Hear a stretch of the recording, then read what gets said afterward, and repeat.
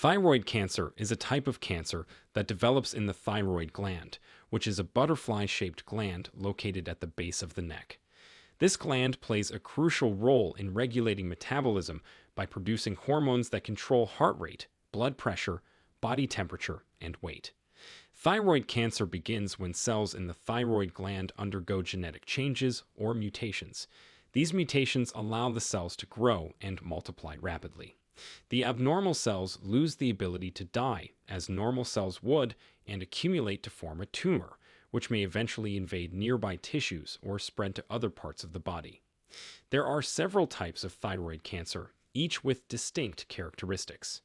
The most common types include papillary thyroid cancer, follicular thyroid cancer, medullary thyroid cancer, and anaplastic thyroid cancer.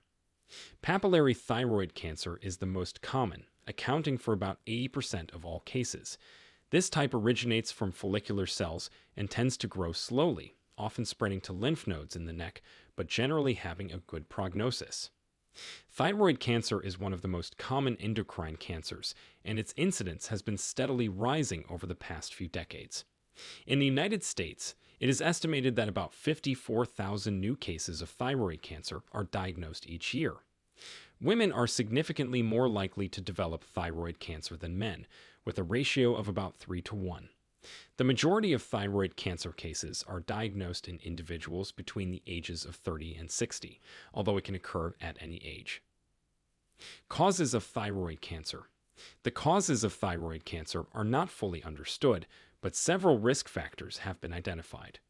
One of the most significant risk factors is exposure to ionizing radiation, particularly during childhood. This can occur through medical treatments, such as radiation therapy for other cancers, or environmental exposures, such as nuclear accidents. The link between radiation exposure and thyroid cancer was notably observed in the aftermath of the Chernobyl nuclear disaster, where a significant increase in pediatric thyroid cancer cases was documented in affected areas. Genetic factors also play a role in thyroid cancer development. Some inherited genetic syndromes, such as familial medullary thyroid cancer, multiple endocrine neoplasia type 2, and familial adenomatous polyposis, are associated with an increased risk of specific types of thyroid cancer. Additionally, having a first-degree relative with thyroid cancer can increase an individual's risk, suggesting a hereditary component to some cases. Other risk factors include iodine deficiency or excess, which can affect thyroid function and potentially contribute to cancer development.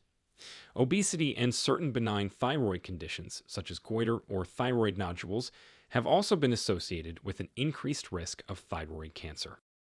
Symptoms of thyroid cancer. One of the challenges with thyroid cancer is that it often doesn't present symptoms in its early stages. Many people with thyroid cancer do not experience noticeable symptoms until the disease has progressed. One of the most common early signs is a lump or swelling in the neck. It's usually painless and moves up and down when you swallow. Some people describe it as feeling like a ball in their throat. But here's the thing. Thyroid nodules are actually pretty common, and most of them, about 90 to 95%, are not cancerous. So if you feel a lump, don't panic, but do get it checked out. As the cancer progresses, additional symptoms may develop. These can include pain in the neck or throat, which may become more pronounced over time. Some people might experience difficulty swallowing or a sensation of something being stuck in the throat. Changes in the voice, such as hoarseness or a persistent cough, can also be signs of thyroid cancer, particularly if they are not associated with other conditions like a cold. In more advanced stages, thyroid cancer can cause swelling in the lymph nodes in the neck, which can be felt as lumps under the skin. If the cancer has spread beyond the thyroid gland, it might lead to symptoms related to metastasis, such as bone pain or breathing difficulties, depending on where the cancer has spread. Before we continue, if you have been enjoying the video so far, hit the like button and don't forget to subscribe and hit the bell icon so you don't miss more videos like this. Diagnosis of thyroid cancer. Diagnosing thyroid cancer often begins when a patient or a doctor notices a lump in the neck during a routine examination. If your doctor suspects something is wrong, the next step is usually an ultrasound. Ultrasound can provide detailed images of the thyroid gland and can help determine the size, location, and characteristics of any thyroid nodules, which can give clues about whether they're likely to be cancerous. Features such as irregular borders, increased vascularity, and the presence of microcalcifications can raise suspicion for malignancy. If the ultrasound shows a suspicious nodule, the next step is typically a fine needle aspiration biopsy. Now we know the word biopsy sounds scary, but this procedure is actually pretty quick and relatively painless. The doctor uses a very thin needle to take a small sample of cells from the nodule. These cells are then examined under a microscope to check for any signs of cancer. In some cases, doctors might order additional tests. Blood tests can check your thyroid hormone levels and look for certain proteins that might indicate cancer. A radioiodine scan might be used to see how well your thyroid is functioning, and if cancer is confirmed, you might need further imaging tests like CT scans or MRIs to see if it has spread to other parts of your body. Treatment for thyroid cancer. The good news here is that thyroid cancer is often very treatable, especially when caught early. The exact treatment plan will depend on the type and stage of the cancer, as well as your overall health and personal preferences. For most types of thyroid cancer, the first step in treatment is surgery. This usually involves removing part or all of the thyroid gland. If the cancer is small and confined to one lobe of the thyroid, the surgeon might only remove that half. This is called a lobectomy. But in many cases, especially if the cancer is larger or has spread, they'll remove the entire thyroid gland. This is called a total thyroidectomy.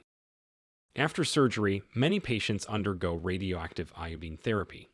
This treatment takes advantage of the fact that thyroid cells are the only cells in the body that absorb iodine. Patients swallow a pill containing radioactive iodine, which is then absorbed by any remaining thyroid cells or thyroid cancer cells in the body, effectively destroying them. Once the thyroid gland is removed, you'll need to take thyroid hormone replacement medication for the rest of your life. This serves two purposes. It replaces the hormones your body is no longer producing, and it helps suppress the production of a hormone called TSH, which could potentially stimulate any remaining cancer cells to grow. For more advanced or aggressive types of thyroid cancer, additional treatments might be necessary. This could include external beam radiation therapy, which uses high-energy beams to target cancer cells from outside the body. In some cases, chemotherapy might be used, although it's not as common in thyroid cancer as in some other types of cancer. At the end, the prognosis for thyroid cancer is generally very good, particularly for the more common types when caught early. The 5-year survival rate for localized papillary and follicular thyroid cancers is close to 100%. Even when these cancers have spread to nearby tissues or lymph nodes, the 5-year survival rate remains high at about 98%. After treatment, most people are able to return to their normal lives. You'll need regular follow-up appointments to check for any signs of recurrence, but these usually become less frequent over time if all remains well. Many thyroid cancer survivors report that the experience has given them a new appreciation for life and health. Now, we want to hear from you. Do you or someone you know have thyroid cancer? What symptoms did you have?